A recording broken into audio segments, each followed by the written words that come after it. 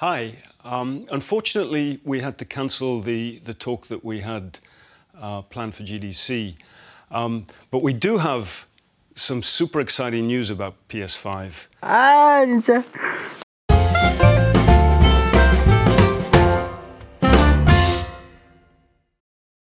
안녕하세요. 컴디씨의 마스터 C입니다. 지난 19일이라고 하기 좀 그렇고 지금 이 영상을 녹화하고 있는 지금 현재 3월 19일 오전 1시 새벽에 플레이스테이션 5의 사양이 공개되었습니다. 뭐 진짜 딱 사양만 공개가 됐어요. 이번 영상은 원래 나와야 될 영상 대신 또 스케줄이 빵꾸가 나가지고 빵꾸 때우기 영상으로 플레이스테이션 5에 대해서 간단하게 한번 알아보고 하겠습니다. 참고로 영상에 나오는 모든 내용은 저의 개인적인 의견이 한 99% 정도 첨가가 되어 있으니까요. 그냥 재미로만 봐주시면 감사드릴게요.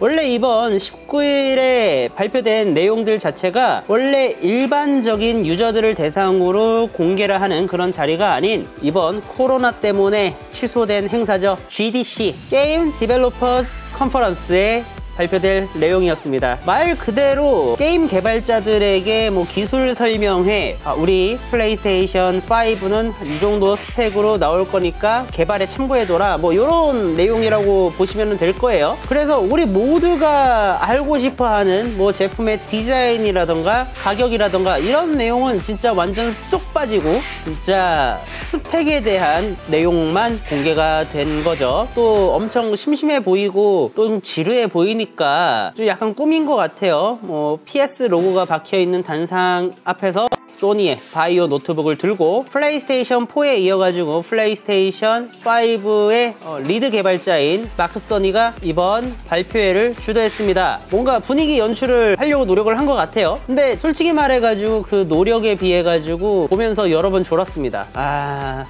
뭐라 말을 할 수가 없네요. 아무튼 그런 분위기 속에서 발표된 내용부터 아주 간단하게 짚고 넘어가 보겠습니다.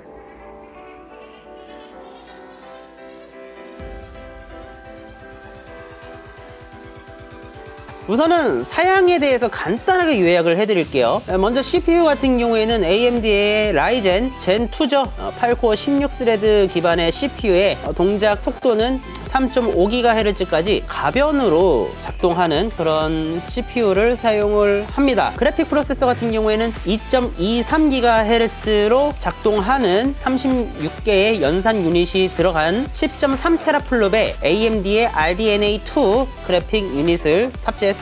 램은 16기가의 GDDR6를 탑재를 했고 플레이스테이션 4는 기본적으로 하드디스크인데 플레이스테이션 5는 SSD가 들어간다고 하는데 전송 속도는 최대 5.5GB/s로 동작하는 그런 전송 속도를 보여준다고 합니다. 그 외에 뭐 4K 블루레이 드라이브와 뭐 템페스트 3D 오디오 기술 뭐 기타 등등 뭐 여러 개 시연을 한 것 같은데 뭐 무슨 말이신지 잘 모르겠다면은 CPU 같은 경우에는 얼추 한 라이젠의 3700X 정도 그 정도 되는 CPU가 들어갔고요. 그래픽 카드 같은 경우에는 아직은 AMD에서 미공개한 나비 X2 기반의 그래픽 유닛이 들어갔다고 보면 될 것 같아요. 뭐 램 같은 경우에는 제가 뭐 어떻게 설명을 드려야 될지 모르겠지만은 GDDR6의 메모리 같은 경우에는 일반적으로는 보통 그래픽 카드에서 사용이 돼 왔었던 메모리고요. 최대 12에서 16GHz로 작동하는 그런 어마무시무시한 램입니다. 이게 플레이스테이션 5 같은 경우에는 이 GDDR6 메모리가 램과 그래픽카드의 메모리, 그래픽카드 메모리를 같이 공용으로 사용되기 때문에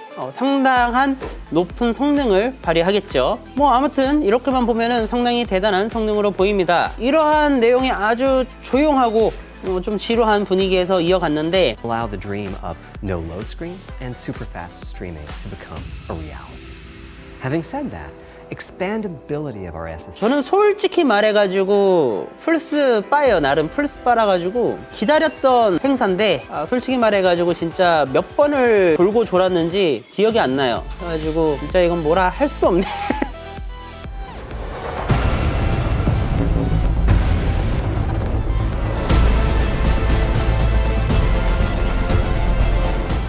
우선은 경쟁기기죠. 이제 엑스박스 시리즈 X와 한번 좀 비교를 피할 수는 없을 것 같아요. 비교를 피할 수는 없을 것 같고, 대부분 스펙은 비슷한데 CPU가 엑스박스 시리즈 X 같은 경우에는 8코어만 작동을 할 때는 3.8GHz 스레드를 모두 사용하는 하이퍼 스레드 모드를 킬 경우에는 최대 3.66GHz까지 작동을 한다고 합니다. 기본적인 CPU 스펙은 엑스박스 시리즈 X가 조금 더 높고요. 그래픽 프로세서도 아마 동일한데 엑스박스 시리즈 X 같은 경우에는 기본 동작 클럭 속도가 1.825GHz로 동작을 한다고 하는데, 근데 문제는 연산 유닛이 52개이기 때문에 총 연산 속도가 12.15테라플롭이라는 그런 어마무시한 연산 속도를 가지고 있습니다. 이것도 엑스박스 시리즈 X가 조금 더 높네요. SSD가 엑스박스 시리즈 X 같은 경우에는 1TB의 NVMe SSD가 장착이 되고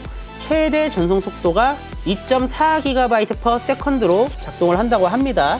예, SSD 전송 속도는 플레이스테이션 5가 이겼네요. 우리가 게이밍 성능을 좌우하는 CPU와 그래픽 유닛이 한 엑스박스 시리즈 X가 한 10에서 한 20% 정도 더 높은 것 같아요. 더 차이 나나? 한 20-30% 차이 나나? 아무래도 이제 서드 파티라 그러죠. 이제 플레이스테이션 5와 엑스박스 시리즈 X 이 두 개에서 동시에 출시가 되는 그런 멀티작들은 아무래도 이 성능에 따른 게임의 완성도나 퀄리티의 차이가 조금 발생을 할 거라고 생각은 듭니다.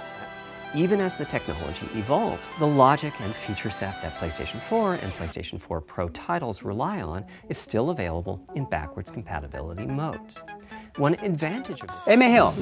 우선은 플레이스테이션 5의 하위 호환 같은 경우에는 좀 약간 두리뭉실하게 얘기를 했죠. 이 부분은 어쩔 수 없는 것 같아요. 내부에서 테스트 중인 걸로 보이기 때문에 아무래도 공개되는 자리에서 무조건 된다라고 확답은 아마 못 지은 그런 모습을 보인 것 같습니다. 원래 게임이라는 게 아무리 하위 호환 부분에서도 예를 들어 가지고 SSD라던가 몇 가지 환경이 좀 바뀌게 되면은 게임이 튕길 수도 있고 여러 가지 버그들이 발생을 할 수가 있기 때문에 이 부분의 수정은 플레이스테이션이 최대한 OS에서 지원을 해주는 것도 있지만은 결국 크러쉬가 나거나 버그가 발생하는 그런 부분에서는 결국은 제작사에서 협력을 해야 되는 부분이니까요. 실제로 엑스박스 1 같은 경우에도 엑스박스 360 게임을 하위 호환하는 데 있어가지고 무조건 하위 호환을 시킬 수 있었던 부분이 아니었고 몇 가지의 그 단계가 거쳐져야만 하위 호환이 가능을 했었죠.